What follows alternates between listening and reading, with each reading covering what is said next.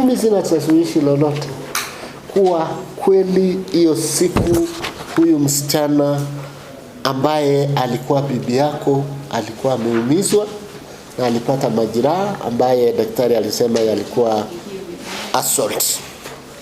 Katika swala la pili, hiyo majeraha ilisababishwa na nani? Kulingana na ushahidi ambaye imeletwa kotini kutoka kwa ndugu yako, alikuona ukimpiga.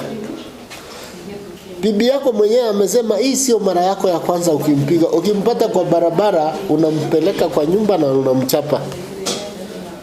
Mzee wa mtaa alidhibitisha kwa wakati msichana alienda huko alisema wewe ndio ulimpiga. Mzee wa mtaa pia alisema hii sio mara yako ya kwanza kumpiga. Unampiga kila wakati. Ndugu yako Justus Mutai alithibitisha yeye kuwa kweli ulimpiga, lakini ilikuwa hali ya mwanaume kutengeneza bibi yake. So sina taswishi lolote kuwa wewe ulitenda hiyo kitendo na nitakufunga kulingana na sheria. Record, wewe ulipiga bibi yako akiwa amebeba mtoto mgongoni wa mwaka mmoja. Ukiwa na hiyo attitude at the age of 24, itakuwa ni normal kuwa wanawake lazima wapigwe. Na wasichana wetu wamekufa kwa sababu ya mambo kama yenu.